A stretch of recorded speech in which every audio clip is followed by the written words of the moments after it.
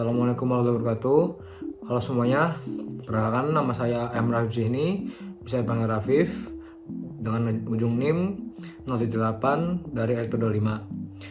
Pada kesempatan kali ini, saya dan rekan-rekan saya akan menjelaskan salah satu materi fisika mekanik tegangan panas, yaitu fluida. Nah, sebelumnya terdapat beberapa 14 pokok bahasan akan dibahas di fluida ini. Yang pertama itu ada phases of matter atau fasa dari material. Kemudian ada density and specific gravity, itu kepadatan dan gravitasi spesifik. Kemudian adalah tekanan di fluida atau pressure in fluids. Kemudian ada atmospheric pressure and Gauge pressure, itu tekanan atmosfer dan tekanan Gauge. Kemudian ada lagi Pascal principle, prinsip Pascal. Terus ada measurement of pressure, itu pengukuran dari tekanan, dan Gauge dan barometer. Terus ada lagi buoyancy and Archimedes principle, itu prinsip buoyancy dan Archimedes. Kemudian ada dinamika fluida seperti flow rate dan ya, persamaan kontinuitas. Kemudian lagi Bernoulli equation, application of Bernoulli principle, viscosity, flow in tubes, surface and pump and the heart, itu materi terakhir. Nah, baiklah, yang pertama ialah fase materi ya. Fase materi ini adalah bentuk wujud satu benda yang ditentukan oleh jarak dan gerak partikel-partikelnya. Nah, fase materi ini terdapat 4 ya teman-teman ya. Yang pertama itu ada padat, kemudian ada cair, kemudian itu ada gas, dan itu plasma. Nah, apa itu fase materi padat? Jadi fase materi padat itu merupakan bentuk dan volume itu tetap. Jadi padat itu bentuk volume tetap, partikelnya itu rapat dan hanya bergetar di tempat gitu. Contohnya itu seperti batu, kayu, es, dan lain-lain. Kemudian lagi fase materi cair. Nah, fase materi cair ini bentuknya itu mengikuti volume wadahnya, dan volume itu tetap. Partikelnya itu agak renggang dan bisa saling bergerak lah. Nah, contohnya itu air, tentunya minyak, terus susu, dan lain hal sebagainya lah. Kemudian lagi ada gas itu. Nah, gas ini tidak punya bentuk atau volume tetap, jadi dia selalu mengikuti wadahnya. Dan partikel itu sangat renggang dan bergerak sangat bebas. Nah, contohnya seperti ada udara, oksigen, asap, dan lain hal sebagainya. Terus ada lagi yang terakhir itu plasma ya. Jadi plasma ini fase materi yang tidak punya bentuk lah, atau volume itu tidak tetap. Volume itu tetap.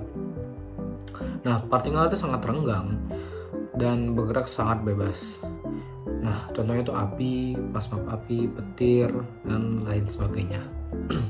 Kemudian pokok bahasan dilanjutkan dengan massa jenis dan specific gravity. Nah, mungkin teman-teman bingung ya, apa itu massa jenis dan specific gravity? Simpelnya, massa jenis itu tuh merupakan kepadatan lah suatu benda.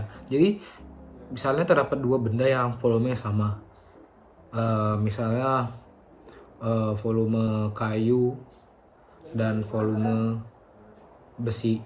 Volume sama-sama 1 liter ibarat kita anggap. Tapi kenapa teman-teman mungkin merasa lebih berat si besi daripada si kayu? Itu karena kerapatannya berbeda. Jadi kerapatan si besi itu lebih berat daripada lebih besar lah, nilai kerapatan besi itu lebih besar daripada nilai kerapatan si kayu. Nah, secara umum massa jenis itu bisa ditunjukkan dengan persamaan rho sama dengan M per V. Jadi rho itu massa jenis, satuannya itu kilogram per meter kubik. Kemudian ada lagi M itu massa, dan volume itu adalah meter kubik. Nah, kemudian pembahasan lanjutkan dengan specific gravity. Jadi specific gravity ini sebenarnya adalah angka yang menunjukkan perbandingan massa suatu benda itu dibandingkan dengan air gitu. Nah, jadi tujuannya untuk kita mengetahui spesies gravity ini sebenarnya simpel ya teman-teman. Itu untuk mengetahui apakah suatu bahan itu lebih berat daripada air atau lebih ringan pada air. Nah, jika spesies gravity ini lebih daripada kurang dari satu, maaf, itu berarti benda ini mengapung. Contohnya itu seperti sponge atau busa itu kan lebih ringan daripada air, massa jenisnya lebih renggang, rapatnya juga lebih renggang, makanya dia mengapung. Nah, kalau SG itu lebih dari satu, itu dia bakalan tenggelam. Nah, contohnya apa? Ya contohnya tuh seperti besi, kayu, dan lain sebagainya. Itu kerapatan lebih besar daripada air, sehingga menyebabkan kayu tersebut nanti atau besi tersebut nantinya akan tenggelam. Mungkin materi selanjutnya akan dilakukan oleh teman saya. Makan semuanya, saya Muhammad Faiz Ramadan dengan NIM 210 60 125 13 0085. Pada slide ini, saya akan menjelaskan dua jenis tekanan, yaitu tekanan atmosfer dan tekanan pengukur. Tekanan atmosfer adalah tekanan dari berat udara yang menekan semua benda di permukaan bumi. Besarnya sekitar 1 atmosfer, atau sama dengan 1,13 kali 10⁵ Newton per meter kuadrat, atau 101,3 kilopascal. Lalu tekanan pengukur, atau gauge pressure. Gauge pressure adalah tekanan yang diukur relatif terhadap tekanan atmosfer. Karena itu, untuk mendapatkan tekanan absolut atau tekanan sebenarnya, kita menambahkan tekanan pengukur dengan tekanan atmosfer menggunakan rumus P absolut sama dengan P gauge plus P atmosfer. Contoh penerapannya terlihat pada kapal selam. Jadi, semakin dalam, tekanannya akan semakin besar. Karena tekanan absolut yang diterimanya berasal dari tekanan atmosfer dari permukaan dan tekanan air. Oke, lanjut ke prinsip Pascal. Jadi, apa itu prinsip Pascal? Jadi, prinsip Pascal ini menjelaskan bahwa jika kita memberikan tekanan pada suatu fluida yang ada di ruang tertutup, tekanan itu akan merata ke seluruh bagian dalam fluida tersebut.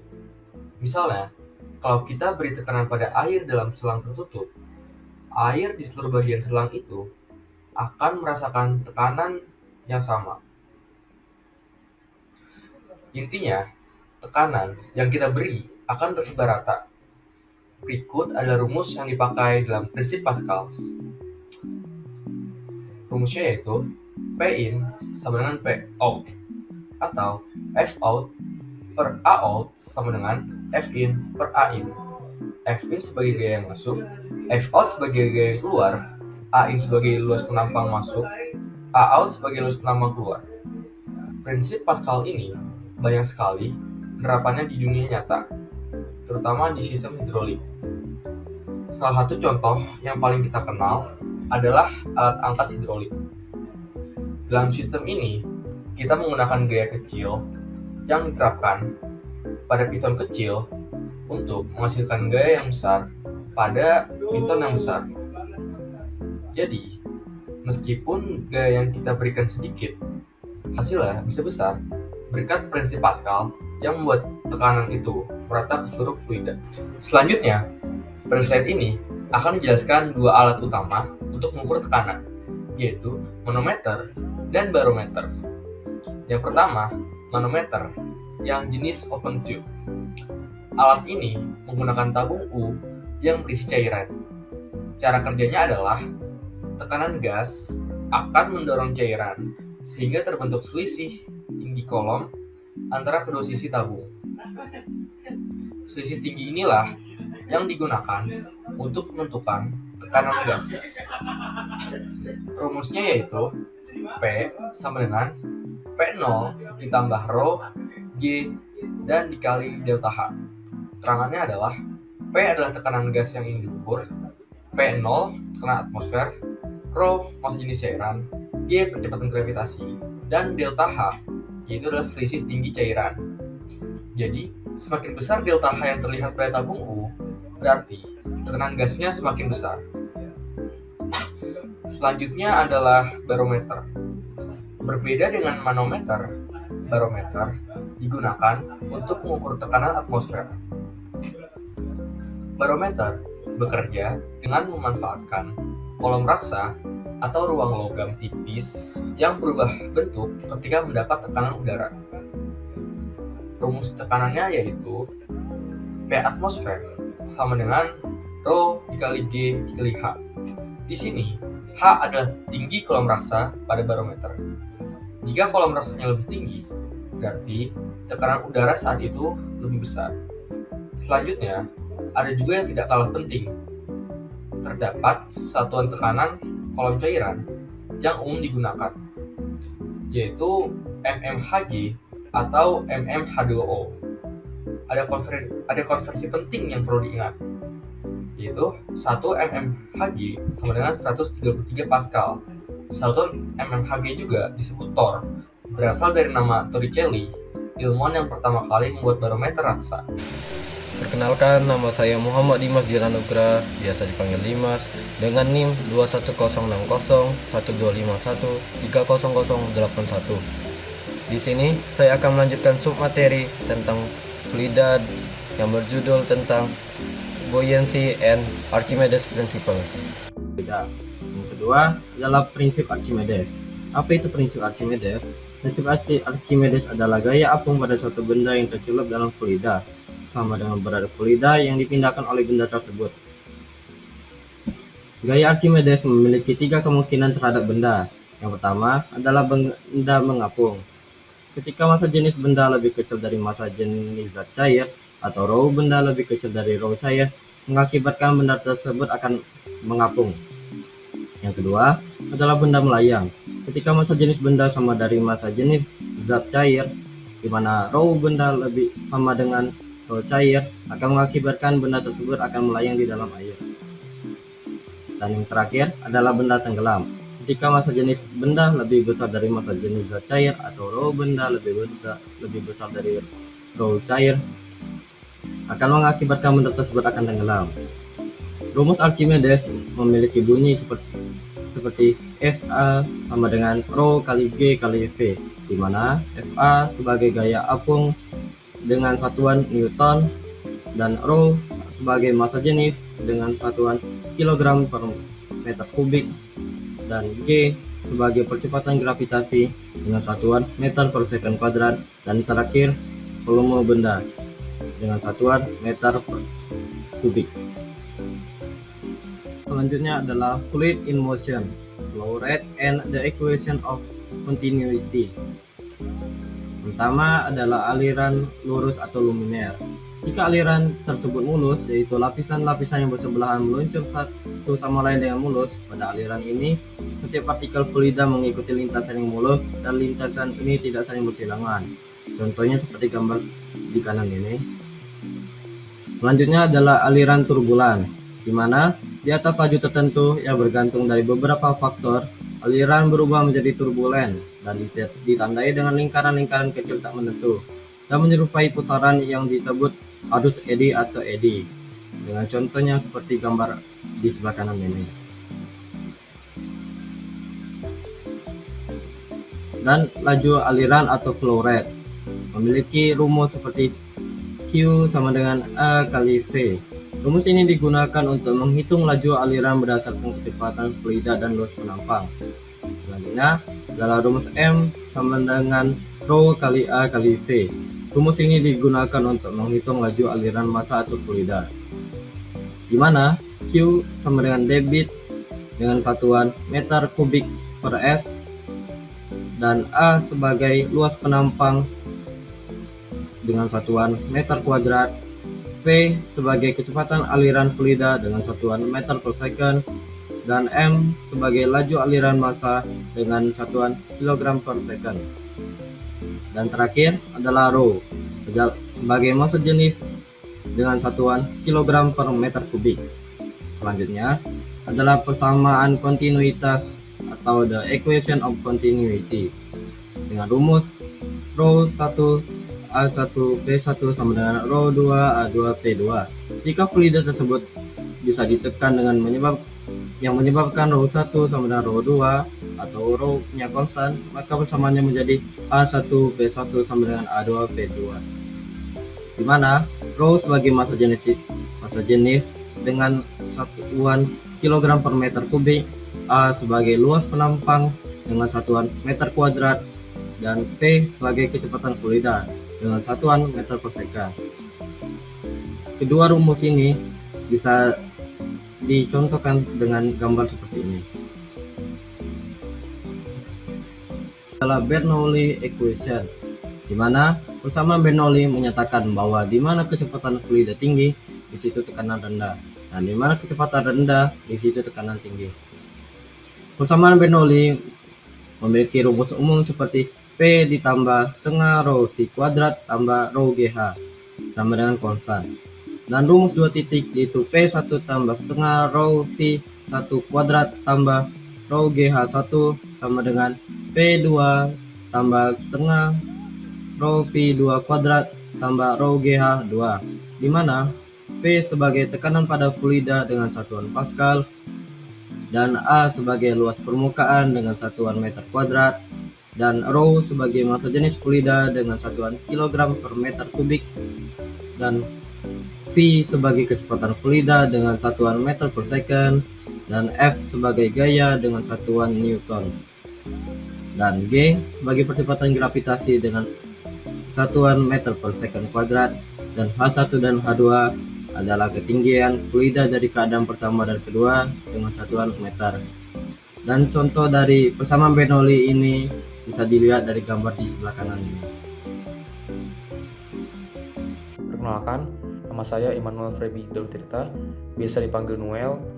Saya dari kelas B dengan NIM akhir 0094. Di sini saya akan melanjutkan penjelasan dari submateri persamaan Bernoulli, yang dimana selanjutnya adalah aplikasi prinsip Bernoulli.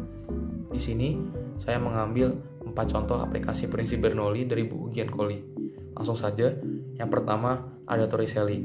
Torricelli adalah sebuah teorema, yang dimana teorema ini menjelaskan bahwa kecepatan air yang keluar dari lubang di dasar wadah itu sama dengan kecepatan benda jatuh bebas dari ketinggian yang sama dengan wadah tersebut. Nah, jika kita anggap permukaan air di wadah sangat luas dibandingkan dengan lubang keluarnya, maka kecepatan di permukaan bisa kita anggap 0. Oke, berikutnya ada pada pesawat terbang, lebih tepatnya pada bagian sayapnya, yang dimana sayap pesawat terbang itu sendiri didesain untuk bisa menghasilkan daya angkat atau dynamic lift. Nah, sayap pesawat terbang itu didesain dengan permukaan atas yang melengkung dan bagian bawah yang lebih datar. Ketika pesawat bergerak, udara di atas sayap itu harus menempuh jarak yang lebih jauh dan bergerak lebih cepat dibandingkan udara di bawah sayap. Karena kecepatan udara di atas sayap lebih tinggi, maka tekanannya itu menjadi lebih rendah. Perbedaan tekanan antara atas dan bawah sayap ini menciptakan gaya angkat ke atas yang disebut dynamic lift tadi. Selain itu, bentuk sayap ataupun sudut serang, angle of attack, dan aliran udara juga memengaruhi besar gaya angkat. Berikutnya, pada bola baseball terjadi efek Magnus, yang dimana fenomena ini terjadi ketika bola dilempar dengan putaran, lapisan udara tipis di permukaan bola ikut terbawa oleh rotasi bola. Di satu sisi bola, rotasi menambah kecepatan aliran udara, sedangkan di sisi lainnya, rotasi justru memperlambatnya. Akibatnya, tekanan di sisi dengan aliran udara yang lebih cepat itu menjadi lebih rendah, dan bola terdorong ke arah sisi tersebut. Inilah yang menyebabkan bola melengkung saat melayang di udara, dan efek ini juga berlaku pada bola tenis ataupun bola sepak. Yang terakhir, penerapannya ada pada dunia medis, yaitu untuk mengecek kondisi aliran darah.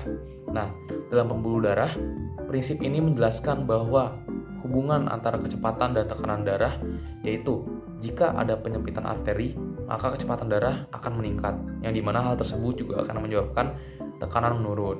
Nah, tekanan menurun atau yang rendah ini bisa dibilang bisa menyebabkan aliran darah balik dan mengurangi suplai ke otak, sehingga menyebabkan gejala TIA seperti pusing, penglihatan ganda, dan juga lemas.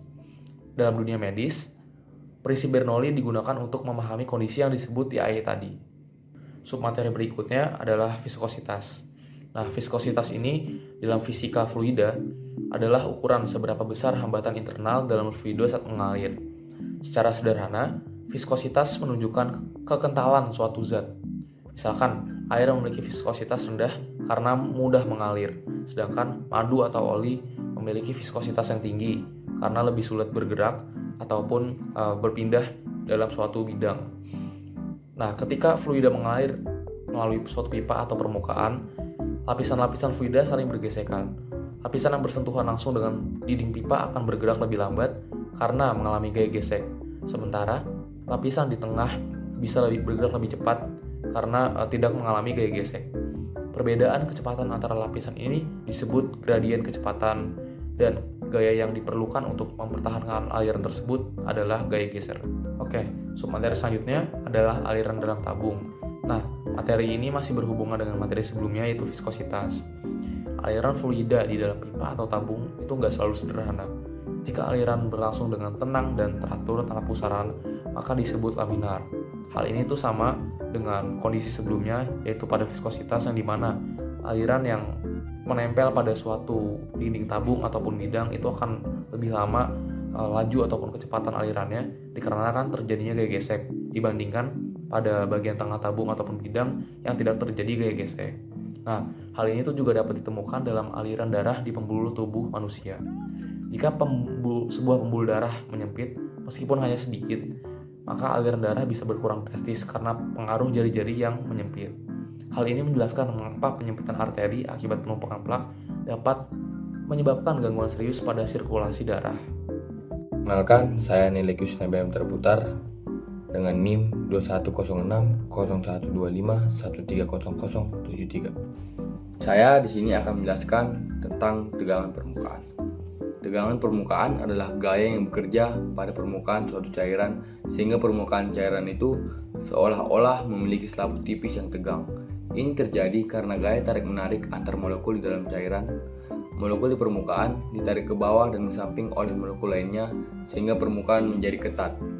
Rumus tegangan permukaan, gamma sama dengan F per L, di mana gamma sama dengan tegangan permukaan, satuannya Newton per meter, F sama dengan gaya yang bekerja pada permukaan cair, satuannya Newton, dan L sama dengan panjang garis tempat gaya bekerja, satuannya meter. Selanjutnya, saya akan menjelaskan tentang kapilaritas. Kapilaritas adalah peristiwa naik atau turunnya permukaan zat cair di dalam pipa kapiler atau pipa kecil dan tipis karena gaya adhesi atau tarikan antara cairan dan dinding pipa dan kohesi, tarikan antar molekul cairan. Rumus kapilaritas H sama dengan 2 gamma cos theta per rho kali G kali R, di mana H sama dengan kenaikan air, satuannya meter, gamma sama dengan tegangan permukaan, satuannya Newton per meter, theta sama dengan sudut kontak antara cairan dan dinding pipa, rho sama dengan massa jenis cairan, satuannya kilogram per meter kubik, G sama dengan percepatan gravitasi, satuannya meter per sekon kuadrat, dan R sama dengan jari-jari pipa kapiler, satuannya meter. Dan yang terakhir, saya akan menjelaskan tentang pompa dan jantung. Pompa bekerja dengan memindahkan fluida melalui perbedaan tekanan, yaitu dengan menarik fluida masuk pada tekanan rendah dan mendorongnya keluar pada tekanan yang lebih tinggi. Prinsip ini juga berlaku pada jantung manusia, yang berfungsi sebagai pompa biologis. Jantung mengalirkan darah melalui siklus relaksasi dan kontraksi, sementara katup-katup di dalamnya memastikan aliran tetap satu arah. Melalui mekanisme ini, darah dapat tersirkulasi secara terus-menerus untuk memenuhi kebutuhan tubuh akan oksigen dan nutrisi.